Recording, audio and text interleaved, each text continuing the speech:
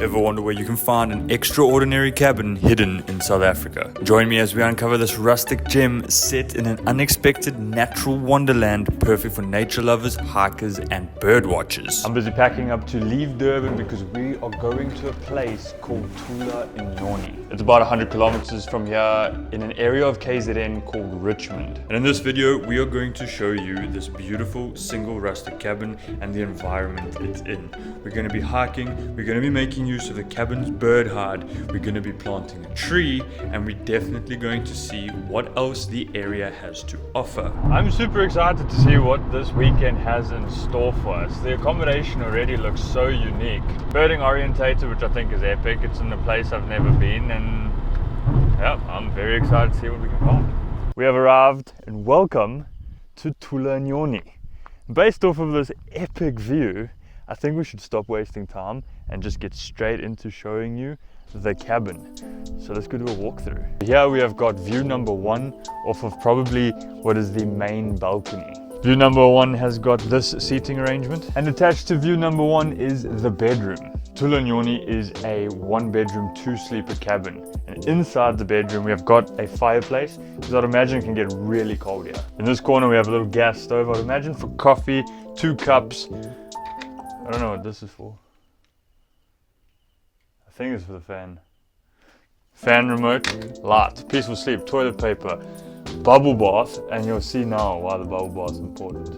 And a little camping closet for all the clothes. Okay, when you come down the stairs, the first thing which is in here is what makes this cabin unique. It's a bird hide attached to the underneath of the cabin. Next to the hide, underneath the main deck, we have got the kitchen.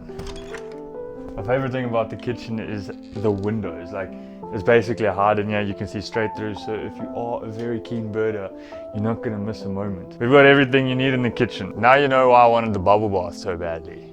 This is going to be epic.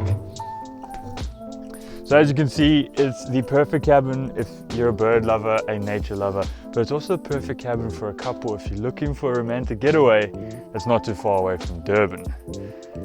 So we're going to unpack all our stuff. We're going to get settled. Tonight we're just going to chill, make some food. Good morning. Had an epic night's rest. Woke up to so many bird calls. Like, the life here is insane.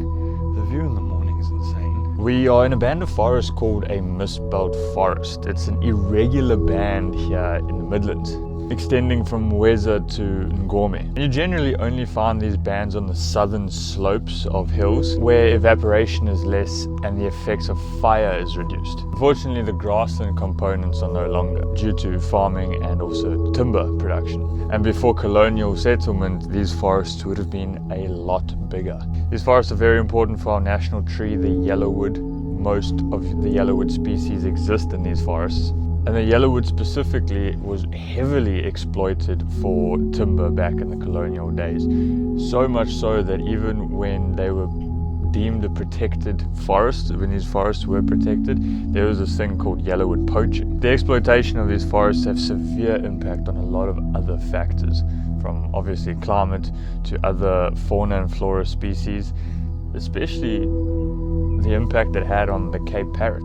The Cape parrot heavily relies on yellowwoods, especially one of the specific species, Afrocarpus phylacitus. I think I said that right, I'm not actually sure. Now, Tyron, the owner of Thula iNyoni, has started an initiative where people can donate trees because they're trying to regrow specifically this belt, and then eventually, once they've hit their goal for the amount of trees to be planted here, they're going to move off and do it on neighboring farms and inside the valley. I think it's an epic initiative, and we've decided we want to donate trees, so we're actually going to be planting one a little bit later. But before we plant the tree and talk to Tyron about the initiative, Christy and I are going to go on a hike. We've got a couple trails around the cabin, so we're going to go check those out.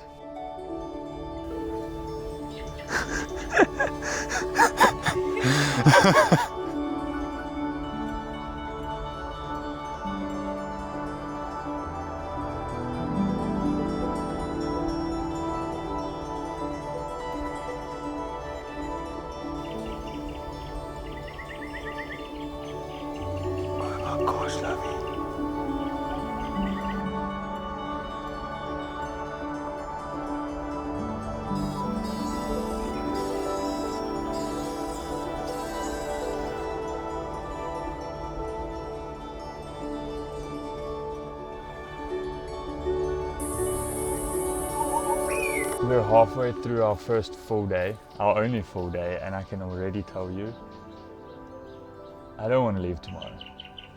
There's an expression of passion here for nature, for bird life. So this accommodation project only started in lockdown, and all of this is on a farm that's been in the owner's family for over 50 years. There's 4 generations of the Walsh family that live here. So there's a lot of history here, not to mention the history of the area. Richmond. It was established in 1850 by British Burn settlers. This area was also home to a lot of African people that were not Zulu. They fled the raiding Zulu armies, and the Zulus called them Amapata, people who hide. And when the settlers came, it actually brought back a slow return of other African people. And an even more important piece of history, in 1906, 2 British officers were killed at Burn near Richmond while involved in enforcing the collection of poll tax. This incident precipitated the imposition of martial law and set off the Bambata Rebellion.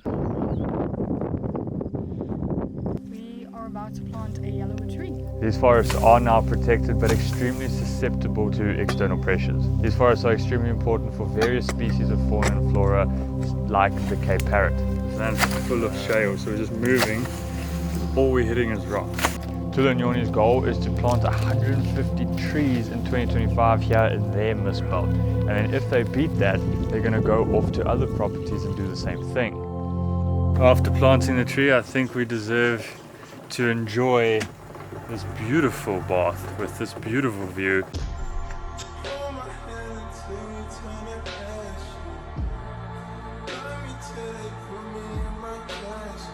Good morning from our last morning. Just look at this place. I don't think I'm ready to say goodbye. 900 Rand a night per 2 people sharing. There's the last cup of coffee before we go home. We're definitely coming back. We're going to do the long hike next time. They've seen Caracal here, they've seen Serval here. It's a really, really beautiful spot.